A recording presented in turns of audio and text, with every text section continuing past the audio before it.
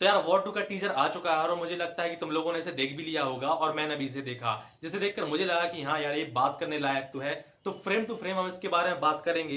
तो जैसे ही टीजर शुरू होता है तो एक ब्रिज टूटने को देखने को मिलता है हमें, जिसमें एक साइड एक हेलीकॉप्टर उड़ रहा है और वहां पर एक हेलीपैड भी बना है और दूसरी साइड इसके एक मड टाइप का बना हुआ है। इसके बाद टीजर में कबीर यानी कि ऋतिक रोशन की एंट्री होती है क्रूज से कूदते हुए। इसके बाद हम उनको कुछ समुराइयों से लड़ते हुए भी देख सकते हैं और भाई साहब ये सीन बहुत ही ज्यादा इंटरेस्टिंग और मजेदार है, क्योंकि जिस तरह से वो उड़ के उन समुराइयों को मार रहे हैं, मुझे लगता है कि हम लोगों ने पहले कभी बॉलीवुड मूवीज में ऐसा देखा होगा, क्योंकि इसके लिए बहुत ज्यादा प्रैक्टिस और एक अच्छे एक्शन कोरियोग्राफर की जरूरत पड़ती है। और देखने में जितना ज्यादा क्लियर एक्शन सीक्वेंस लग रहा है, मुझे लगता है कि किसी स्टंट मैन ने इसे परफॉर्म किया है। लगता तो ऐसा ही है कि ऋतिक रोशन ने खुद इसे पूरा परफॉर्म किया है। बाकी तलवार वाला पूरा सीन मुझे लगता है कि ब्रिज टूटने के पहले का है, क्योंकि ये पूरी लोकेशन जहां पर ऋतिक रोशन लड़ रहे हैं ये ब्रिज के बगल में हमें ट्रेलर की शुरुआत में दिखाई दे रही थी। इसके बाद टीजर में जूनियर एनटीआर की एंट्री होती है हाथों में ग्रेनेड लगे बेल्टों के साथ, जिसमें वो एक एक करके लोगों को मार रहे हैं और साथ में ग्रेनेड भी फूटते जा रहे हैं। और भाई ये एक्शन सीक्वेंस भी काफी अच्छा होगा, क्योंकि हम देख सकते हैं कि एक ही साथ में सारे ग्रेनेड्स की पिन निकल गई थी और अगर इनको इन्होंने टाइम से लोगों को नहीं मारा तो ये भी खुद भी वहां पर फट जाएंगी।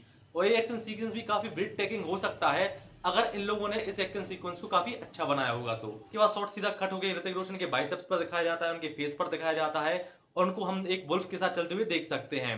मतलब कि ये काफी सही है कैरेक्टर को एक बैड दिखाने के लिए। और इसके बाद ट्रेलर के 45 सेकंड खत्म हो जाते हैं और यहाँ से हमें ट्रेलर में कुछ कमियां देखने को मिलती हैं। जैसे कि जूनियर एनटीआर एक ब्रिज पर से एक ट्रेन पर कूदते हैं तो उनकी लैंडिंग इतनी सॉफ्ट थी कि जिसको देखकर सुपरमैन का कच्चा ही पड़ जाएगा।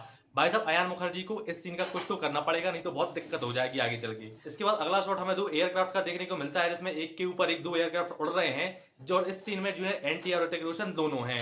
और भाई साहब इस सीन में भी कुछ नेचुरल नहीं लग रहा है, जैसे कि ऋतिक रोशन वाला शॉट, इसमें ऋतिक रोशन हवा में ऐसे लटक रहे हैं जैसे अपने घर पर झूला झूल रहे हों।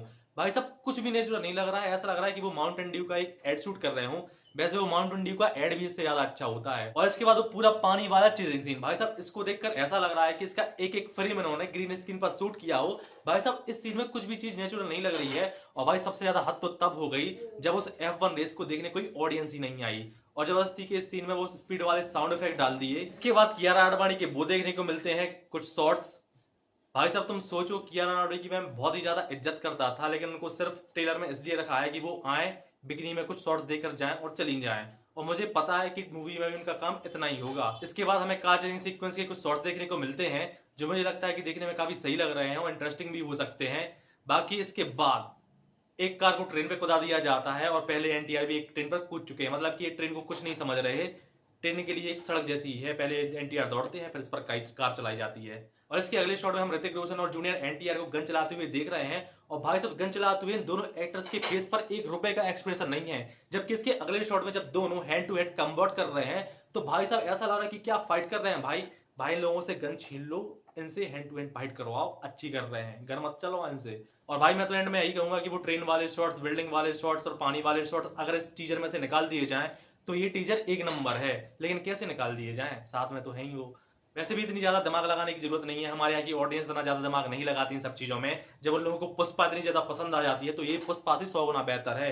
भाई साहब मूवी बढ़िया होने वाली है। बाकी तुम क्या सोचते हो उस टीजर के बारे में कमेंट करके जरूर बताना।